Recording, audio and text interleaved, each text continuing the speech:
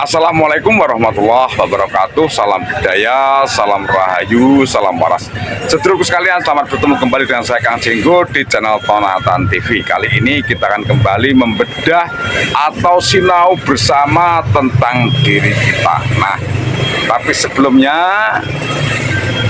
jangan lupa untuk berikan dukungan terhadap Tonatan TV dengan menekan tombol subscribe, memberikan like, dan juga menulis komentar di kolom komentar. Sedulur yang berbahagia, kali ini kita akan mengupas sedikit tentang aksara Jawa.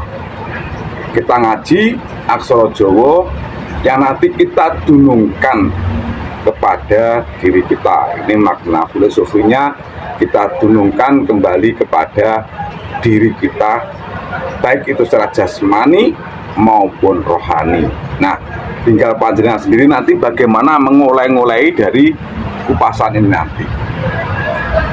Sedulurku, Ono Coroko atau aksara Jawa itu terdiri dari 20 aksara, yakni Ono Coroko.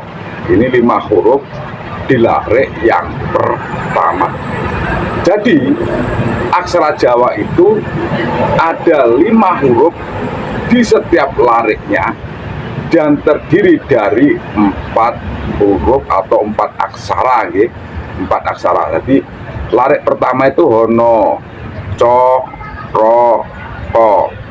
Larik kedua Do, To, So, Wo, Lo. Larik ketiga Po, Do, Jo, Yo, Nyo.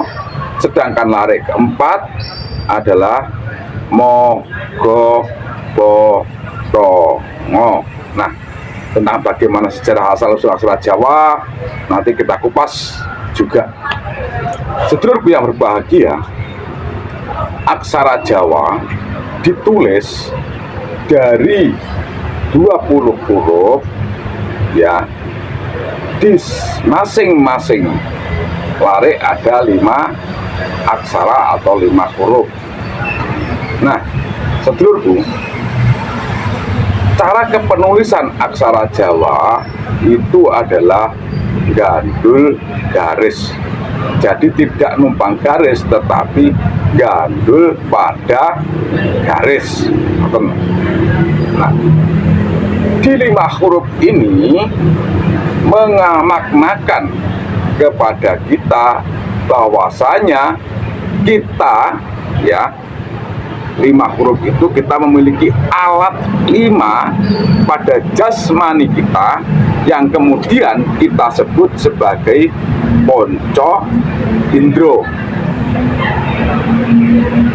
Apa saja ponco indro itu?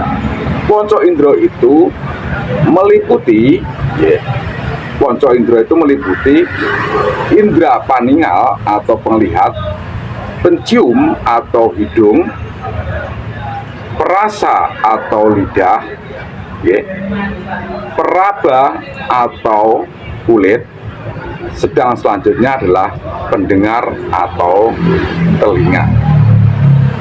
5 indera inilah yang kemudian disebut dengan ponco indro, atau di Jawa dikatakan dengan ponco drio. Lambang dari masing-masing aksara atau huruf tadi yang berjumlah 5 adalah menyimbolkan tentang ponco trio, yaitu otak-atik gathuk, ya. Nah, sedangkan 4 larik itu adalah penggambaran dengan adanya 4 kiblat, yakni lor, kidul, wetan, dan kulon. Ini adalah kiblat. Jadi kiblatnya menungso. Selain itu juga sebagai simbol adanya 4 nafsu yang ada pada diri kita, yakni awamah, amarah, mutmainah, dan nafsu sufiah. Yang nafsu ini tentu saja berada pada badan kita. Apa itu nafsu? Nanti dikupas dengan di video yang lain. Penulisan aksara Jawa itu gandul garis, mensimbolkan bahwasanya dalam kehidupan perjalanan kita ditekankan atau diminta untuk terus gagandulan garis, ojo ual songko garis atau aturan.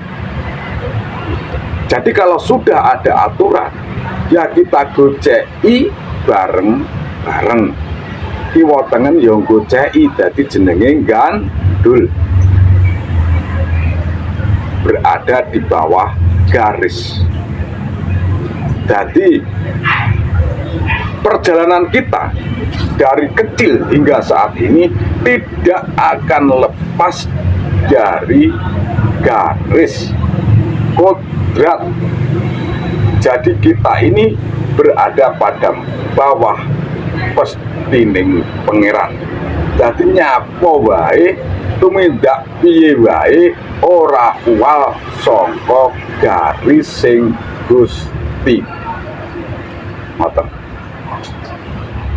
Nah, garis sing Gusti ini sudah dijelaskan kepada kita adanya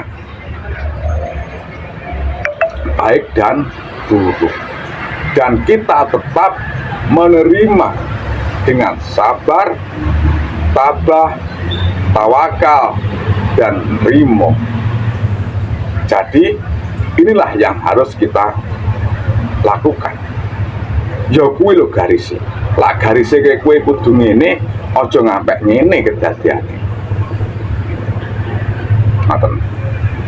Iki memang kita kaji dengan pelan-pelan nggih tentang aksara Jawa ini. Nah, aksara Jawa yang pertama, larik kawitan, itu ada ono coroko. Yang negesake kepada kita adalah ono utusan.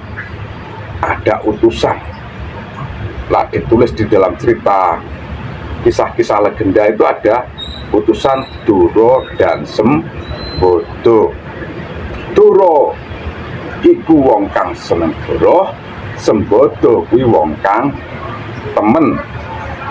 Nah, ini menimbulkan bahwasanya kehidupan kita ini senantiasa berada pada dunia baik dan buruk, atas dan bawah, kiwa dan tengen, ngarep dan buri. Kita senantiasa berada pada wilayah itu, yakni wilayah dua yang kontradiksi tetapi tetap harmonis. Ini mengartikan bahwa falsafah kehidupan yang dipegang orang Jawa di masa lalu adalah falsafah dualisme, kontradiksi yang harmonis. Maka ada utusan di sini ditulis Duro dan Sembodo. Ini di kisah-kisah loh ya, buat tentang aksara Jawa, di kisah-kisah yang beredar di kita. Ini tentang larik kawitan di ono coroko atau aksara Jawa yang kita kenal saat ini. Jadi kita ini memang selalu berada pada wilayah itu. Yo api, yo elek. Wah api terus, kaya-kaya kok yo ora. Ning lak elek terus, kaya-kaya yo ora. Jadi kita ini mesti asbar tuh minta ngene. Tapi kita harus nantiasa belajar untuk baik. Jadi belajar ngelakoni kebajikan.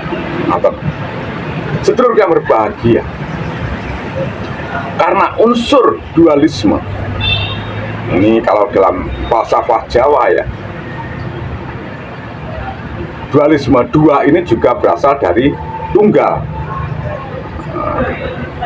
tunggal menjadi jamak, kan ngoten. Ini yang harus kita ketahui. Nah, dalam falsafah Jawa memang kebanyakan memakai unsur ini, dualisme, kontradiksi tetapi harmonis dalam kehidupan.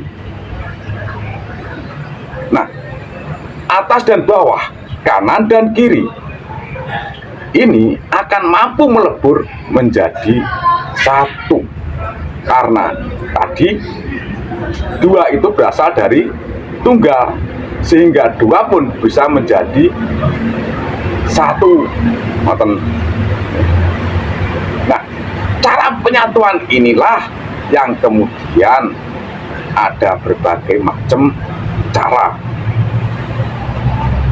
Kalau kita kaji dalam cerita-cerita dongeng-dongeng di Jawa, penyatuan itu ada dua, yakni dengan perang yang disebut penaklukan atau dengan perkawinan.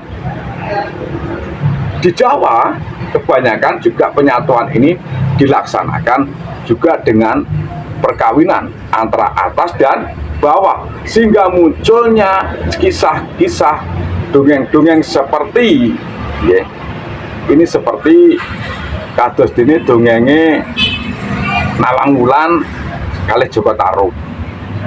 Nawang Wulan itu adalah bidadari, yang bidadari dan orang-orang baik, dewata dan sebagainya berasal dan berada dari dunia atas. Sedang pernikahan Nawang Wulan dan Joko Tarub, pernikahan bidadari dan makhluk biasa manusia, ini adalah menyimpulkan penyatuan antara atas dan bawah. Sementara begitu apa yang bisa saya sampaikan, nanti kita lanjutkan tentang kajian kita tentang Hono Coroko atau Aksara Jawa. Ada kurang dan ada lebih, tentunya banyak kurangnya, sehingga saya mohon maaf yang sebesar-besarnya. Dan untuk jangan kepikir kurangan, tentunya panjenengan saya nanti komentar-komentarnya di kolom komentar. Terima ungkapan ono rino ono opo ono awan ono pangan. Salam budaya, salam rahayu, salam waras.